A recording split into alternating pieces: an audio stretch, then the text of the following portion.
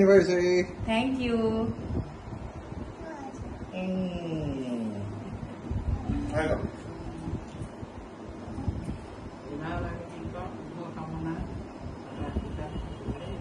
ধন্যবাদ মা।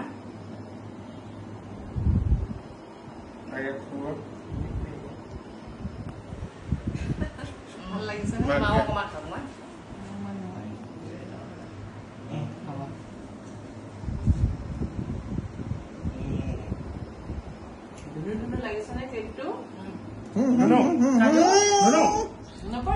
Good morning. সকলোকে মোৰ পেজৰ চেনেলটোলৈ স্বাগতম আৰু হেপী চানডে।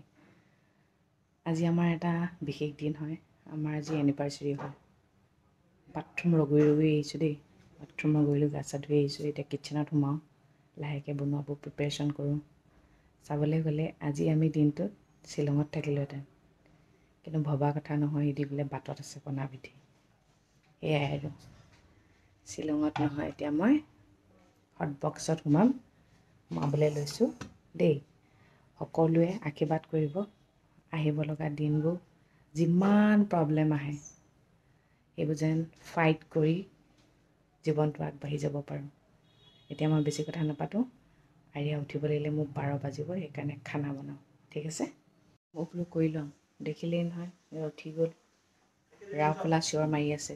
তাকে লৈ আহিলোঁ। এতিয়া বহাই থৈছোঁ ইয়াত, ভাল পাইছে। বোলো খোজকাঢ়া নাকাঢ়ে, সেয়াই কথা। মণি আৰু টবিক দি ল'লোঁ। এতিয়া মই আজি ৰাতিপুৱাই একাপ লাল চাহ লৈছোঁ দেই। আজি মই সেয়া কৰিবলৈ নাযাওঁ আৰু, কাৰণ কেলৈ কামবোৰ ইম্পৰ্টেণ্ট। কাপোৰ চাপোৰ মেলিবলৈ আছে, মেলোঁগৈ। কিন্তু মোৰ ছোৱালী 2 বছৰ হোৱা নাই দেই, কিন্তু তাই মোক বহুতখিনি হেল্প কৰিব। ইটো আনি দিয়ে, সিটো আনি দিয়ে, পৰিলে তুলি দিয়ে। কি ক'ম আৰু, তাই মুখলৈ চালে নহয় বৰ দুখ লাগি যায় আৰু। ইমানখিনি যে বুজি পাইছে। মা মই কৰি দিম বুলি কয় আৰু। আহা মা, আহা, মুহাটো লৈ আনা। সেইটো ভাল পাওঁ মই। মোৰ বহুত হেপী দে মোৰ ছোৱালীজনীৰ ফালৰ পৰা। মানে কৈছোঁ নহয়, তই কিমান প্লেনিং কৰিলোঁ, ভাবিলোঁ, একোডাল নহ'ল। প্লেনিং কৰি যেতিয়া একো নহয়, তালৈ নভবাকেই বহি আছোঁ। একো নাভাবোঁ, এনেকৈয়ে বহি থাকিম। আমি মাইকী মানুহবোৰে মতা মানুহবোৰৰ কাৰণে যিমানবোৰ কৰোঁ, মতা মানুহে সিমানবোৰ কৰেনে? নকৰে। কিন্তু এটা কামেই কৰে, সেই কামটোৱেই মানে বহুত ক্ৰেডিট লৈ লয়। মানুহজনৰ কাৰণে নেমু পানী লৈ গৈছোঁ। নিনো বুলি ভাবিছিলোঁ, লৈ যাওঁ আৰু। তেওঁ আছে কাৰণেতো আজি এনিভাৰ্চেৰীটো মানিব পাৰিছোঁ, হয় নহয়? সেইকাৰণে আৰু খং উঠিলেও লৈ যাওঁ। আজি মই একো নাভাবোঁ, তেওঁ কি ভাবে চাওঁচোন, নিজে কি কৰে চাওঁচোন, আজি দিনটো কি প্লেনিং কৰে চাওঁচোন। মই মনে মনে আছোঁ আজি। ব্ৰেকফাষ্ট পৰ্ব শেষ। আজি আকৌ মানে ছাৰপ্ৰাইজৰ ওপৰত ছাৰপ্ৰাইজ দিছে। এনেকুৱা ছাৰপ্ৰাইজ কাম কৰা মানুহগৰাকী নাই অহা এতিয়ালৈকে। 11:30 বাজিলে। কিটচেনটো চাফা কৰি আহিলোঁ। বাচনগাল ধুবলৈ আছেই, ঘৰ সৰা মোচা। তাকে বেলেগ এজনী মানুহক মাতিব। আজি বোলো অৱস্থা বেয়া কৰি দিছে আৰু কি কৰিম আৰু, উপায় নাই। আৰু গা ধুৱাবলৈ আছে। ৰুমটো ঠিক কৰি লওঁ। ৰুমটো সৰা মোচা মই নিজেই কৰোঁ আৰু। ৰুমটো ঠিক কৰি ল'লোঁ। এতিয়া মুচিবলৈ আছে, মুচি ল'ম। তাৰপিছত আৰিয়াক গা ধুৱাম। আমি মাকবোৰ কেনেকুৱা জানোনে, আমি মুঠতে আমাৰ নিজৰ কামবোৰ কৰিব লাগে। এতিয়া সৰু হৈ আছে আৰিয়া, এতিয়াই নিবিচাৰিনো কেতিয়া বিচাৰিব ন? 1টাই বাজিলে। মোক খানা বনাবলৈ দেৰি হৈছে যে, তাই মানে তাইৰ লগতে পৰি থাকিব লাগে। তাই টোপনি গৈছে, ইমানো ভালকৈ যোৱা নাই, কেঁচা টোপনি হৈ আছে। খঙো উঠে ন? কিন্তু খং উঠি জানো কিবা লাভ আছে? তাহাঁতি তাহাঁতৰ কাম কৰিছে, আমি আমাৰ কাম কৰিব লাগে। কিন্তু প্ৰথম দায়িত্ব হৈছে নিজৰ বাচ্ছাটোক ভালকৈ শুই লওক, তাৰপিছত লাগোংগৈ আৰু যুদ্ধত। ইমানেই ব্যস্ত, টিপা চুলি মেলি পিনে শুকুৱাবলৈ টাইম নাই। এইভাগে চুলি নষ্ট নহয়, কি হ'ব কওক নাই। মেলিবও নোৱাৰিবা গৰমত, তথাপিও বান্ধি থৈ দিছোঁ আৰু। পিছবেলালৈহে মেলিমগৈ। ধোঁৱা বাজো গৈছে, দেখিছেনে? ঘাম কেনেকুৱা পায় জিমটো মানে। কলডিল ভাজিছোঁ, কলডিল। তিতাকেৰেলা, জীৱনত তিতাকেৰেলা বৰ জৰুৰী। মিঠা বেছি হ'লে চুগাৰ হ'ব, সেইকাৰণে তিতাকেৰেলাটো। ছোৱালী উঠিলে, কোচপা নামি নিদিয়ে। মায়ে মাতিছে, নাযায়। উফ, কি যে হ'ব।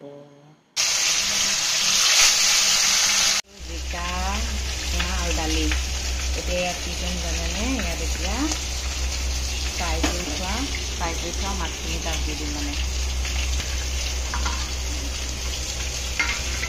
দি দিলোঁ আমি সেই এনিভাৰ্চাৰী বুলি নেমু পানী এগিলাচ দিছে খানা বনাই আছোঁ যে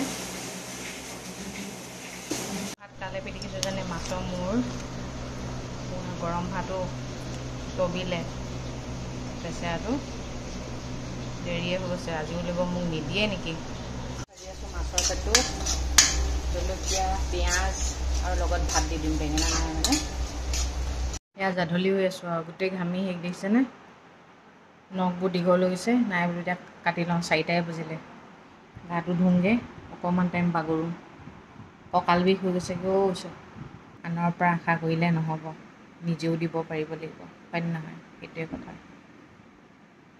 এনিভাৰ্চাৰী মনাইছোঁ আৰু ইভিনিং চাহ এইফালে গাখীৰ চাহ মোৰ লাল চাহ এইফালে ওলাই যাওঁ অলপ দিনতে ওলাই যাম বুলি কৈছিলে মানুহজনে কিন্তু মানে ইমান গৰমত কেনেকৈ যাম বাৰু আৰিয়াৰ লগত থাকিব আৰু মাটো বাহিৰৰ খানা একদম ট'টেলি বন্ধ এতিয়া ভাল লাগিব জানো নালাগে নহয় সেইকাৰণে এতিয়া ডিনাৰটো বাহিৰৰ পৰা আনোগৈ মা খানাটো ঘৰতে বনোৱা হ'ব আৰু কওকচোন এদিন এনেকৈয়ে মনাওঁ সদায়তো এনজয় কৰি থাকোঁ আৰু মানে ফুৰিবলৈ কি আমিতো ফুৰিয়ে থাকোঁ কিমান গৈছোঁ দেখিছে নহয় বেমাৰ হ'বলৈ মন যোৱা নাই ভিতৰতে থাকি ইমান মানে উফ আহকৈ মৰিছোঁ বাহিৰলৈ গ'লে কেনেকুৱা হ'ব বাৰু আপোনালোকৰ মৰমবোৰ পাইছোঁ সেইটোও মোৰ কাৰণে বহুত যথেষ্ট এনেকুৱা লাগিছে যেন মই এটা এনিভাৰ্চাৰী আমি পালিছোঁ আপোনালোক আহিছে উইচ কৰিছে ৱাও বহুত বহুত ধন্যবাদ দেই এইটো বাৰ্থডে গিফ্ট কোনে দিছে জানে মই নিজে নিজক দিছোঁ